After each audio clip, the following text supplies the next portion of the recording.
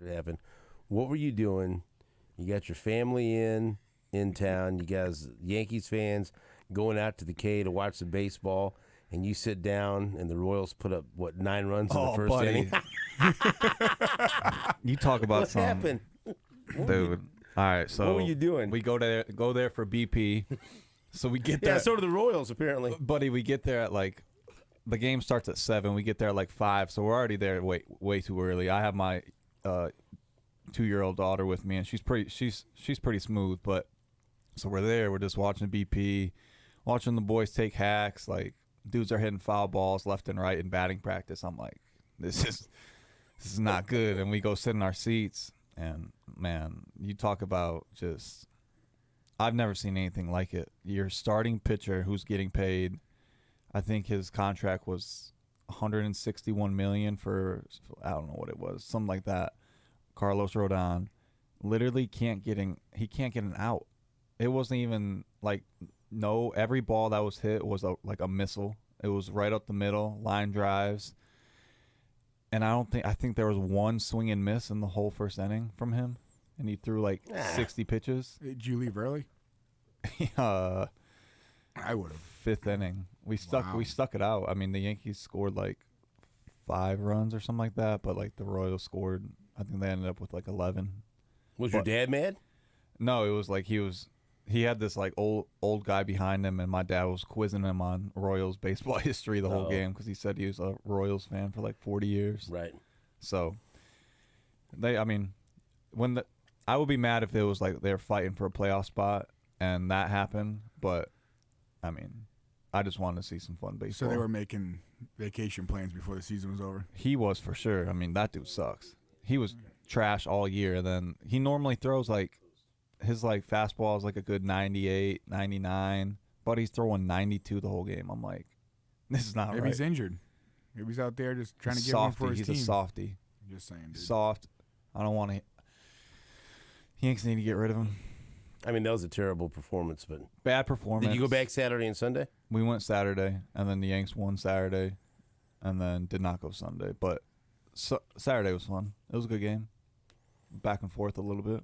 Have you been watching the playoffs? Yeah, I've been tuned in, betting on all the games. Oh, wow. Doing well so far. Yesterday we were even, but the day before, 3-1. So I know I got to watch what I say with Sherman today because I saw the clip of your latest episode of Buddy Listen, your podcast, that's available on all platforms.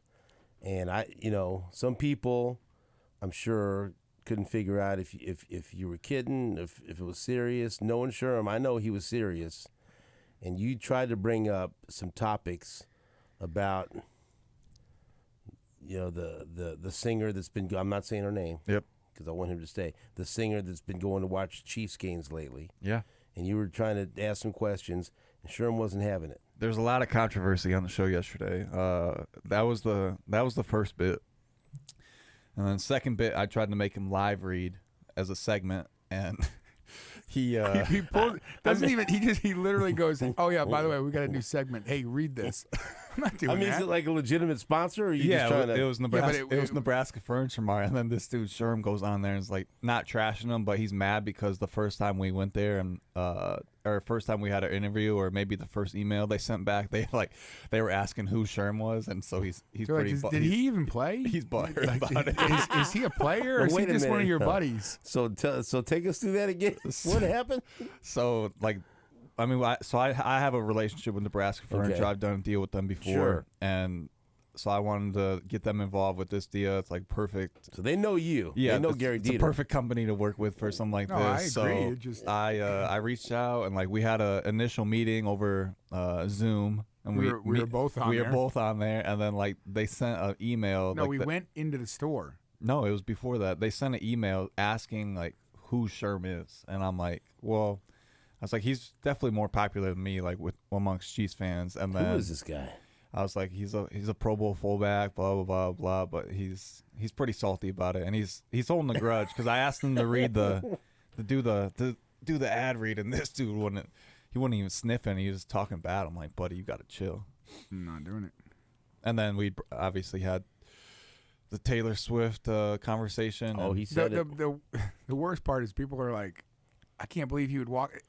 It's at my house. Someone called you a big baby. It's at my house, and it's our show. Said, I'm "You not big doing an baby." interview with Gehrig. It's our show. There was a lady that said, "You big baby, let people have fun." Yeah, no, listen, you can have fun. You can be all, but like, I don't want to see it on the broadcast. It's good for business, though. I mean, even Kelsey said it was. They're going a little overboard with stuff. It's his fault. What about when Deadpool and Wolverine are up there? You like that? No, I don't. I don't care. Celebrities at the game, like it doesn't bother me. Ant-Man? It does. Like I just want to watch the football game. Is there any celebrity that would be there that you'd want to see? That would You got to name that would somebody. excite you? Come on. Not that I would. I don't care. Like you can mention it. Like maybe at the beginning, like we got some pretty cool people in attendance today. But like you don't need to every that first quarter. That first quarter, we got hand signals going on. Their first quarter, every commercial break they cut to her, and then went to the commercial break, and then you got to keep the viewers. Her movie premiere or the commercials for that. These ratings are through the roof. It's all about business, buddy. Yeah, no, that's great. They're capturing a new audience. No, that's awesome. I mean, good for the people that want to watch because of that. But at the same time, I'm here to watch just the football game. Nothing bothered me when it was 17-0. And then everything bothered me when it was a tie game. Then I was pissed off at everything about the broadcast. And any like you just put all it on of mute. it. Yeah. I declared everything stupid. Yeah, that was a weird game. Did that surprise you that they blew a 17-point lead and got into a dogfight with the Jets? Kind of, yeah. I mean, obviously, from how they were, just kind of how the game went, like they were running the ball. So it's like normally when you run the ball, that kind of sets the tone, and that will be the tone for the rest of the game. And I don't know, the Jets flipped a switch, and yeah, they completely turned the game around and made it fun to watch. I fell asleep in the second half, but you fell asleep. I got kids, buddy. Oh, well, I got to get my sleep while I can. But yeah, I don't know. That was I was excited to see them run the ball so easy. I think that's huge against the Jets. I mean, that defense is top 5 in the league at least. So being able to run against them and setting the tone, it was good to see because that's what we haven't seen so far. But the offense is weird right now. Well, I mean, the same time, it's like this is the NFL. It's not college. It's not where there's like just a powerhouse that's going to run through everyone. These guys are NFL players. Like they're out there. They're not going to just go out there and get embarrassed because that's a bad look on all those players that possibly could be free agents next year or whatever. It's like these guys want to win. They don't want to just go out there and get stomped every week. Like they're going to come out there. They're going to play. Zach Wilson had a great game. He played probably the best he's played in his career. And I'm not a huge fan, but like I wouldn't mind seeing him put more games like that together and put it on film and really kind of prove everyone wrong that he is actually a pretty good quarterback. I feel like you always want to see, especially in the NFL, since it's so QB driven. I never want to see a team just like when their quarterback is trash. It's just bad for the NFL. It's bad for the product. After what Joe Namath said about him, it happened against the Chiefs, so I wasn't happy, but I was glad that he played well, and I'll root for him from this point on. Yeah, no, I mean, obviously, we got out of there with the victory. So at the end of the day, it's not a bad thing that he played well and put on a good show. We still won, but yeah, you want to see him do good, and you want to see every quarterback play well. And in the NFL, it's just more entertaining when the red zone channel pops on, buddy. I want to see some dimes. You want some action? I want some action. I don't want to see a 0-point game. Red Zone's not on Sunday night, but and you fell asleep, so it wouldn't matter. Maybe you weren't generally speaking, yeah. Anthony. Oh, okay. So how do you explain those 2 interceptions for Patrick Mahomes? Because those were not Mahomes-like. Looked like he was like aiming the ball, almost. I mean, I think that's as simple as it gets when you aim, not just kind of let it loose. That's kind of what happens in anything, baseball, basketball, throwing a football. You start aiming, things don't go your way. And I talked to Pat's one of our buddies, but his dad's Pat's quarterback coach, and he's Pat's quarterback coach in town, and that's kind of what he said. Because I asked him about it, I was like, "What was up with Pat throwing picks and stuff?" And he was like, "It looked like he was just aiming the ball." So he is human. As ever much, I mean, Pat Mahomes is human. It's gonna happen. It is what it is. He is a competitor. He'll go back and watch the film and fix his mistakes and be better next week. Yeah, I mean, you don't want to see it, but at the same time, you turn the ball over twice, you still came out with a win. Like the comments that he had, I think 2 days ago. I mean, you have to win ugly in the NFL to be a contender. You have to win every way possible, and maybe that was their one ugly win of the year, and then they'll cruise the rest of the year. We've got Anthony Sherman and Gehrig Dieter in studio. We'll take a break. Back after this on Sports Radio 810 WHP.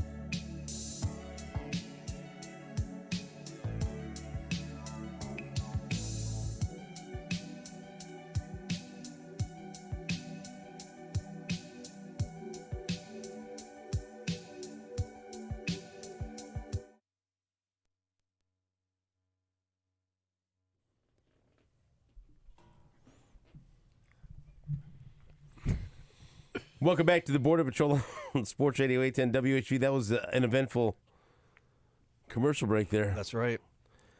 Showed a couple of Sherm live reads.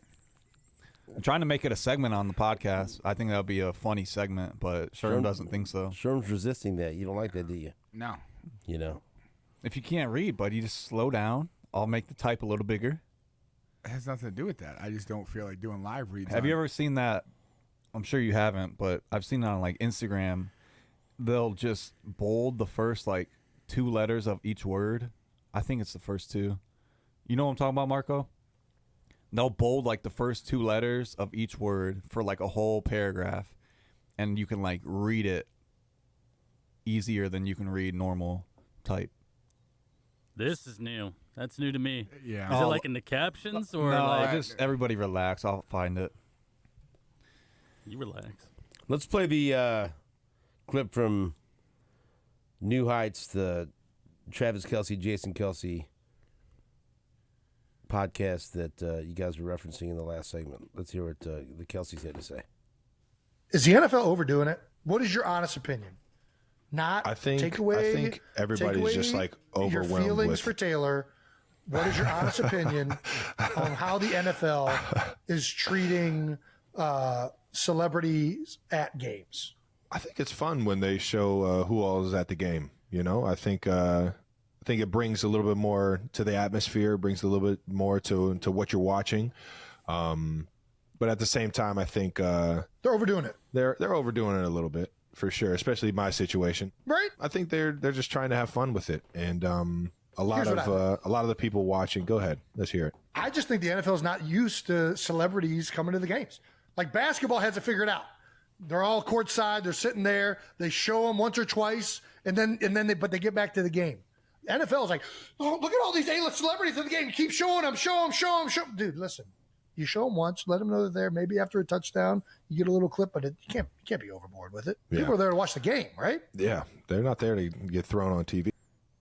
I mean, let's go, Jason. Like, one of the best things about watching a big championship fight is there'll be a moment, They scan the crowd. and they do it. They always do it when you're there in person for a fight, and normally they'll do it leading up to the main event, where that time where the fighters are getting ready, and you'll have like Michael Buffer was great when he would get up there and do it. Tonight in the crowd, and they'll go one by one, and you'll hear all the crowd reaction. Usually it's a bunch of ex-fighters, but some A-list guys, and I remember when I was there at When they did it for you. oh well, no, boo, no, but I was there, star of the silver screen, Denzel Washington, and people just go crazy, and then, Jenna Jameson, whatever.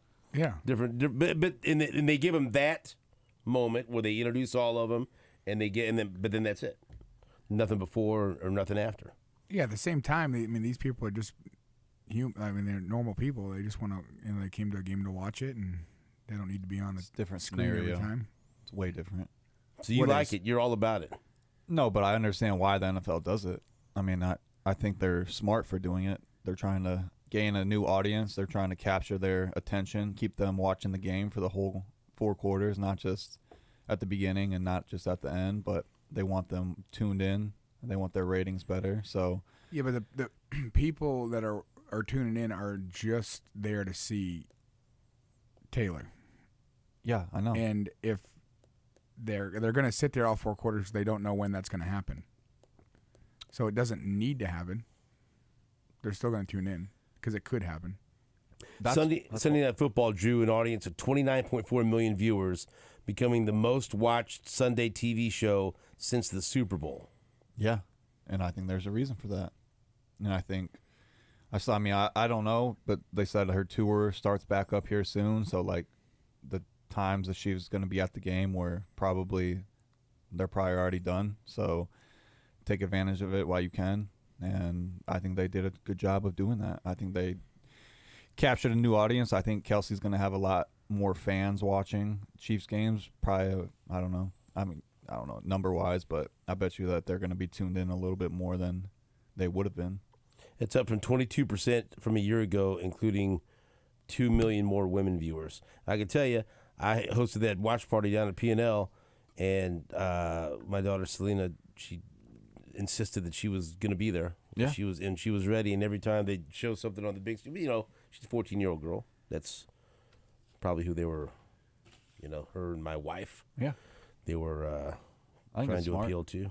But like, I don't really like Jason's analogy from like basketball to football. Like, you can clearly see basketball because they're in the picture. Like, you can see who's on court side. You can kind of see them throughout the game. Same way with the fights too. You can see a lot of the celebrities. UFC does it in between rounds, but like football, I mean, all the celebrities are sitting in the suite, so you're not going to see them really. There's probably, I would say, guessing, there's probably more celebrities at football games than any other sport. I'm just going to guess, but you just don't see them because they're in the suites, unless it's Taylor Swift, and she's there because she's dating Travis Kelce.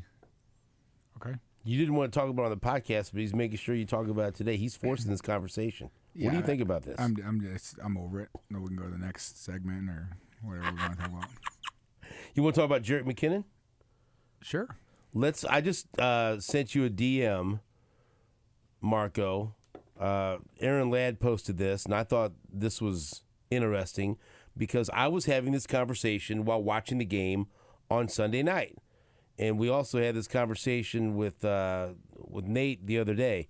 This is Jerick McKinnon, and so credit to Aaron Ladd for posting this on X. Aaron Ladd from KSHB41. So here is Jerick McKinnon talking about his snap count so far this year. A lot of talk around you is like you're on a pitch count earlier in the year. They're trying to wait till the playoffs to kind of activate you. Is that accurate? Do y'all talk about that at all behind the scenes? Nah, I don't know what's going on, but hey, whatever it is, hey, eventually they gotta let me go. So, it is what it is. The great thing about this team is, everybody wants to see each other do well, and that's what we're looking forward to. And I got Isaiah looking at me through the creases right now, so yeah. And so Jerick McKinnon, he went on a hell of a run at the end of last year with, catching touchdown passes and becoming a very important weapon for this football team. He is, I don't want to call him injury prone. He had a couple of serious injuries before he got here, but he's been pretty durable here in Kansas City. But they haven't used him very much, and he is a damn good weapon in the passing game. And it seems like some of the snaps we might expect to go to him have gone to Clyde Edwards-Helaire. And Clyde just is not as dynamic with the football as Jerick McKinnon is, or at least he hasn't been recently. Do you think that's what the situation is? They're trying to limit Jerick McKinnon's snap counts to keep him fresh and keep him ready for the stretch run and eventually into the postseason? Are they trying to get Clyde Edwards-Helaire going to see if they can get more out of him? How would you explain it? Yeah, it's an interesting situation. You had a guy last year that when Clyde was hurt, he came in and produced at a high level and was a great player for them. But now Clyde's not hurt, so Clyde's taking those snaps. It's weird to think, but it could just be because there's 3 running backs and they don't utilize the back as much as they probably should sometimes, or like running the ball or screens or short passes. So I think it's just one of those things where it's just maybe he's in there. When he is in there, he just someone else is open and doesn't get the ball, or it's interesting to see. We'll probably be able to tell a little bit when it gets later in the year. I don't think they're trying to limit his snap counts because he's worried about being injured or anything like that. I think it's just that there's 3 healthy running backs, and they're trying to figure out ways to get these guys the ball and move and produce on offense. What do you see, Gary Dieter? I think they're saving them to the end of the season. I think that's when, the years past, that's when Jet's done his most damage, is that late playoff run, late in the season. They start getting him more involved. He kind of turns into that second running back. Really seems like he's kind of the first running back in the playoffs. It seems like he's probably a little bit frustrated. If you're a healthy guy and you know what impact you can have on a game, it's obviously frustrating when you're not playing, but I think he's a good enough teammate where he's going to continue to go to work every day, work hard, and be ready when his number's called. you don't find too many running backs that are in the league as long as him. So he knows what's going on, and he's a smart, really good player, and he'll be ready when it's his turn. He's just gotta be patient. And like you said, it might be they want to see what Clyde can do with a little bit more influence on the game, but Clyde just doesn't seem like he has his burst anymore. It's weird to see. But on a positive note, Pacheco looked fantastic, and the running game was very effective on Sunday night. Yeah, it's always a good thing when you can be more balanced as an offense. It's definitely it's encouraging. I mean, he runs the ball so hard. He's a wild man when he gets out, especially out in space. He's fast. He's fun. He's fun to watch. He's a different back than really what Kansas City's seen the last couple of years and his running style. So it'll be fun. But like back to McKinnon, like that's not a bad thing to have a back that's like pretty fresh late in the year, because you got all these guys that are going to get banged up, not injured, just hurt and small minor things that just linger through all year, and you just keep fighting through it. But if you got a back that can come in late in the year and is fresh and as explosive as he is, it's not a bad thing to have. 17 games, man, long season. Running backs always end up getting banged up for some reason. All right, we'll take a break. When we come back, Gehrig wants to talk some Alabama football. All right, Alabama, Texas A&M. There's things going on in the media, some comments that Gary Dieter wants to address. We'll take a break back after this on Sports Radio 810 WHP.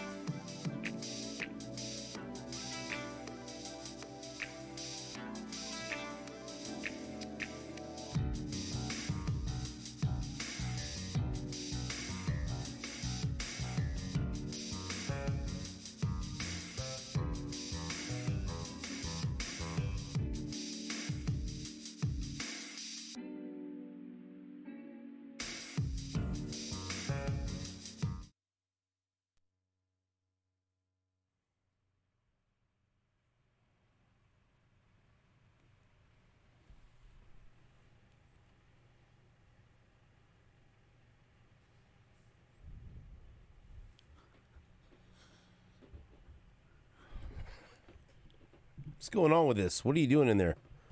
What are you scratching records like a DJ?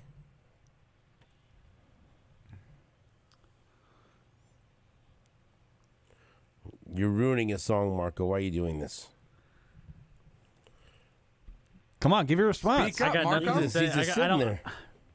He's flustered. I just pick songs from the systems, man. I just pick songs that you guys put in here 50 years ago. All right. By the way, did you hear the New York sports talk show host go off on Evan Neal, the Giants offensive lineman, for criticizing fans? No, but I would like to hear it. You're gonna hear it. Perfect. Oh, it's. I listened to it 3 or 4 times last night and laughed, and my wife goes, "Why do you keep listening to that?" I go, "You don't understand. It's New York, baby. This guy." I thought he was just going to explode or pass out. He was so mad on the air because Evan Neal, the Giants offensive lineman that was picked in the first round in 2022, Alabama. he had a rough night. He had a rough game. Yeah, their whole O-line. Well, did you see at one play he was blocking his own guy? Yeah, I saw. They pushed him out the way, right? He blocked his own tight end, which led to an interception. It doesn't happen that often. And so he was getting booed, and he went off on the fans and said, "Can't do it." We'll get to that. I don't want to. We'll that's another topic we'll get to. But here, so this Alabama stuff that's going on. Yeah. And of course, Gehrig played at Alabama. Roll Tide. So he played a lot of places, right? Yeah, multiple. But that's your for right now. That's your spot. I mean, I should be claiming Bowling Green. That was the last spot he played at. So I mean, Bowling Green beat Georgia Tech. They were 22-point dogs on the road and you can claim that. Winning the Georgia Tech No, and you won. can't claim. You get to claim one school. Yeah, I'm not claiming Bowling Green because, why not? Because they stink. I mean, they just don't send me any gear. Oh, okay. You want to be appreciated when you're done. Like send me a box or two when I'm in the NFL. Not now, but in the 5 years I was with the Chiefs, like one box when it hurt. You know what I mean? You just want a goodie bag. Yeah, Saban sent. Yeah. I mean, Alabama sent Well, a box. Saban didn't probably send it to you, but I mean, dude, he signed a letter for me. yeah, buddy, It was in the box.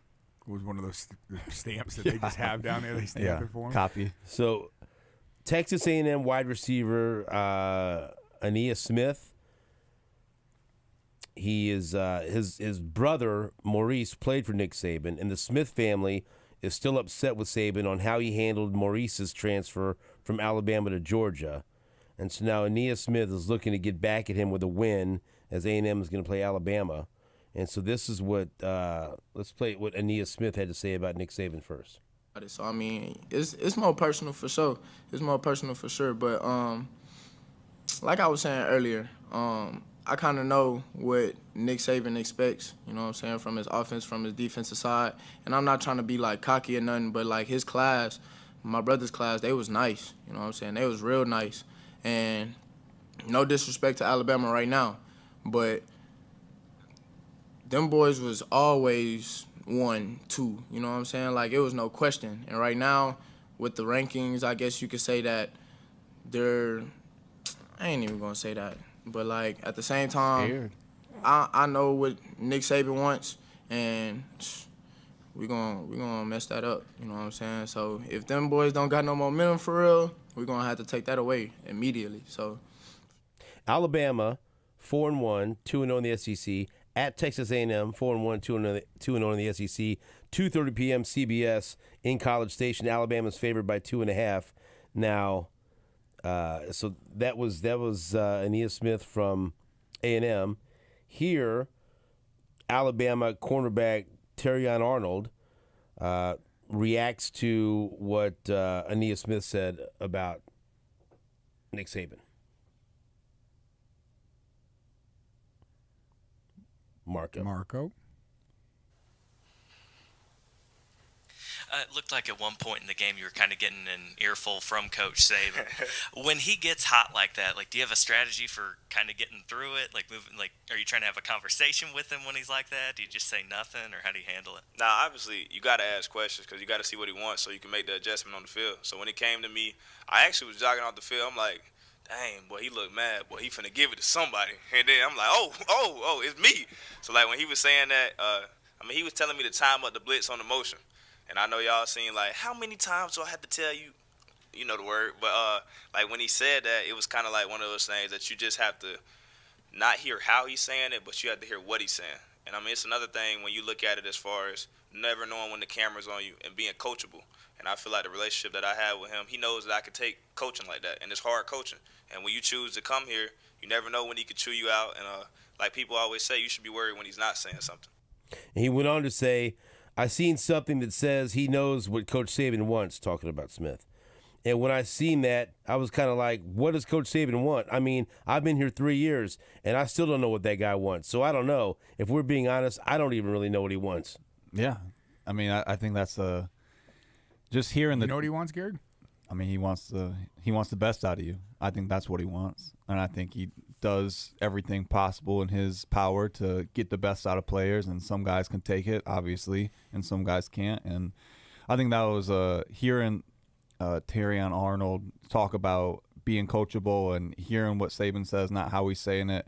I think that's something nowadays is so valuable with social media, and you see coaches chewing players out, and the whole social media reacts a one way, blaming the coach for whatever. And just hearing it from a player, a young guy like that, it's good to see. It's something I think it's lost in today's game. A lot of old school mentality guys are probably very happy to see that, and I was very happy to see it. When a coach gets on you, like he said, you should be worried when a coach isn't talking to you, when a coach isn't getting on you, because that means he doesn't care. And when somebody as great as Saban gets on you, it's for a reason. He like I said, he expects you to be at a certain level, and when you're not doing that or you're not focused, he's not afraid to get on you.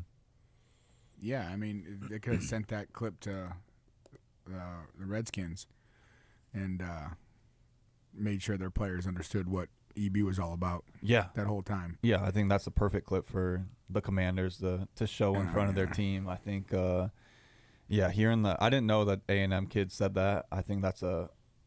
Just let like leave the bear. Just leave him let it sleep. If you're gonna say it, buddy, let it sleep. But if you're the A&M coach, you're not happy he said that. Oh no, you don't want that. You're probably pissed. Now that Saban has some rat poison. Like, why are you jacking with Alabama? It's gonna be hard enough to beat Alabama as it is. Yeah, why just are you leave it doing alone. that? Like if you caught him at a good time and they're not up, like all right. And the dude's talking about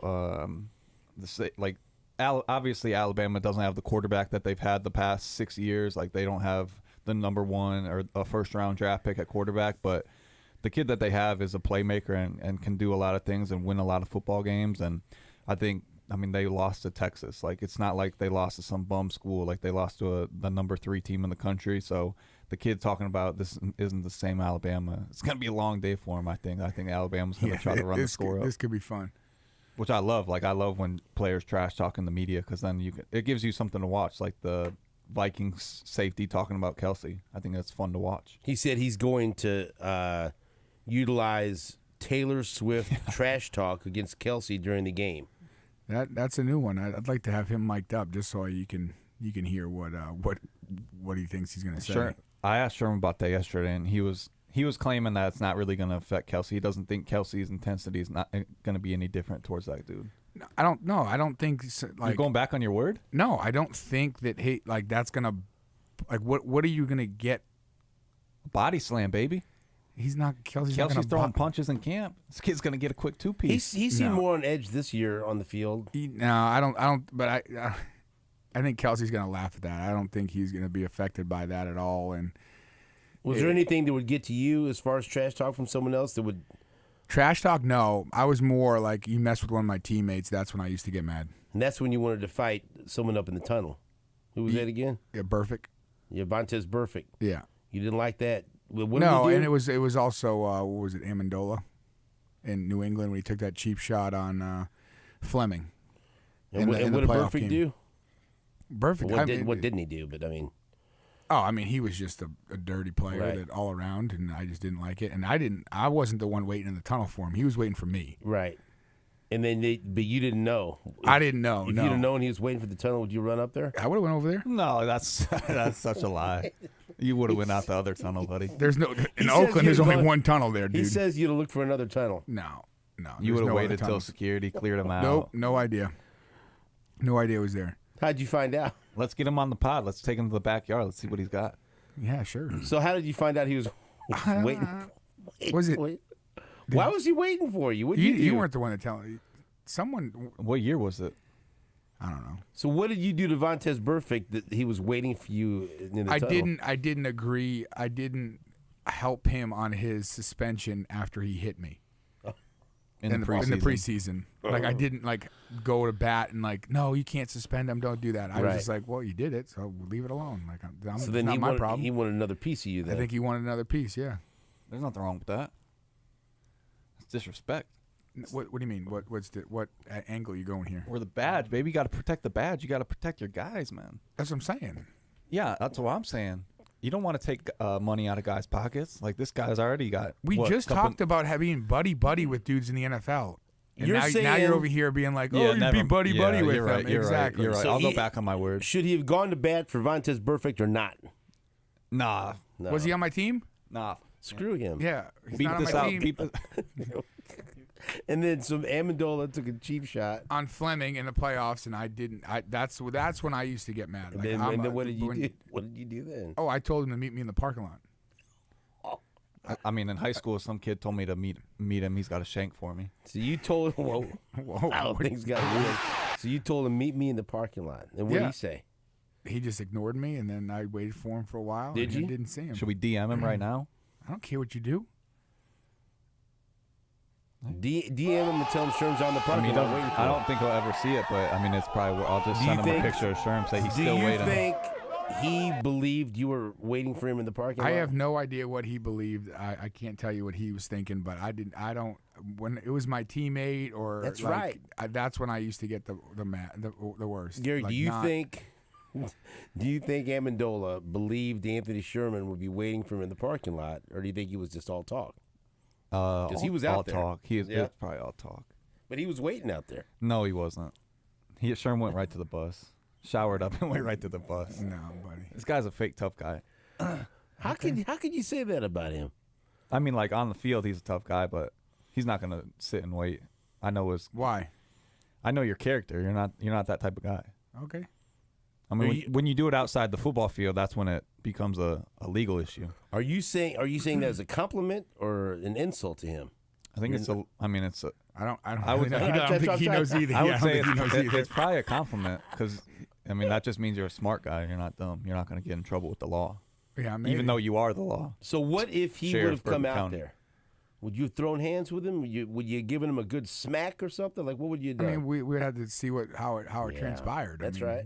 You know, you don't go out there. You can't have thoughts of something bad like that. You just Right. got to be ready for it when it happens. Let's talk about it. I just sent the DM, boys. That's so cool, dude. No one cares. What did it say? Read the DM. I sent him a didn't say picture of that. Sherm. Yes, I did. I said Sherm said he's still waiting for you. You don't think he did? No, he didn't. So you think he's all talk? He's all talk. Am I? Where's the picture? I mean, it doesn't let you show it, buddy. doesn't- You, I don't just see sent anything it. over there. Yeah. I just sent it. I mean, it's. Why would I show you I'm telling you, I sent it. All right, cool. So now we gotta do you believe that he's just DM'd Danny Amendola? I mean, it looks like he did, but who knows? I'm not all talk, buddy. Like we're gonna find out. Hey, we still got over 3 hours left of the show. I'll try to get him on. Hey, and also, what did you say when I asked you guys? And thank you very much for coming in and co-host with me, and I appreciate your time. But you said get George Brett on the show. I said let me work on it. 8:30, George Brett's on the show. Let's go. That's all. Come on. I got to figure out what to talk about. That's good, right? That's Yeah, gotta yeah. be I exciting. mean, you're a man of your word. Well, I try to. It's going to be a good baseball hour. What about what will Derek Dieter say about George Brett being on the show? See, even though he was an adversary, he's got to have tremendous respect for the Hall of Famer, right? No, I think George Brett's is like one of his top 5 favorite players of all time. That's I right. think. You got to love George Brett if Yeah. you love baseball. George Brett is baseball. He is, especially Kansas City. Right. Baseball Anthony hour, Sherman. baby, 8 o'clock. Right. Kidding me? We Come got on, a little man. Buster Only. You want to question him? Oh yeah. And me and Sherman already talked about this. No Yankees questions. You got to keep I got it one. who's in the playoffs. I need one. I got one. You can't one. be- It's just one. I'm not We're gonna answer talking the rules, playoff but It's you just gotta answer one. the- It's just one. I'm gonna say, Buster, just Like, hey, what is real it? quick. I just want to know, realistically, actually, what's more realistic, Juan Soto to the Yankees or Cody Bellinger of to the them. Yankees? And so, and you see this? I try to cut his mic. I when he try to comes keep on. you guys abreast of things, and all I did was send a news update that the Yankees were sticking with Aaron Boone, and then he has, that's old news. I'm like, Yeah, because I'm just trying to- he gets in his emotions. I'm trying to keep you guys Buddy, when you're- informed. I don't. Yeah, I said you're casual. I just trying to pass a little bit. Sherman, you didn't know? Did you know? No, I You didn't guys, know. I know you guys are casuals. I was informing him of what was because I'm a true fan, boys. Like I know what's going on. I don't think you can be You're a happy with them fanboy. keeping him. I'm not as mad. I don't want them to keep Cashman. I think they need to You get rid of Cashman. Wanted to run him out of town 2 months ago, and now after this Well, disappointing season, they're if bringing him if I back. had You to want to pick- know why? if I had to pick Because and choose- his best friend likes him. So Oh, who's that? Judge Judge likes likes him. him. Yeah, So Judge- now Gehrig's like, oh, it's okay if Judge likes him. So if Aaron then Judge I'm likes okay him, with then it. no criticism. Well, I said if players like him, I would rather him stay than Cashman. But if I'm picking Cashman to get Is that bounced how any we day of the week. measure successful coaches and managers? That the players like them? No, absolutely care not. about It wins, sounds though? like that's what it sounds like to you. But Judge and Boone goes on this podcast every Monday, and I think it's done now. But Judge came out and said like the Yankees need to change a bunch of things, like looking at the wrong numbers, and then Boone went on there saying like Judge is kind of wrong. So hey, I'm back on my fire Boone. Who's running that Oh, show so now you're back. Yeah, I don't like you guys. You guys just brought up a good point. Like, listen, boys, I'm a logical man. Like, if you bring up a good point, like I'll agree with you. Like, get Boone out of there. He's too nice. I need a manager that will get on players' ass. Can't spell Boone without Boo. That's right. Wow, I'm with Dieter. that was good. Fire was real Cashman, good. baby. We'll take a break. When we come back, we're going to play this clip of a New York sports talk show host losing his mind on a Giants offensive lineman. We'll be back after this on WHB.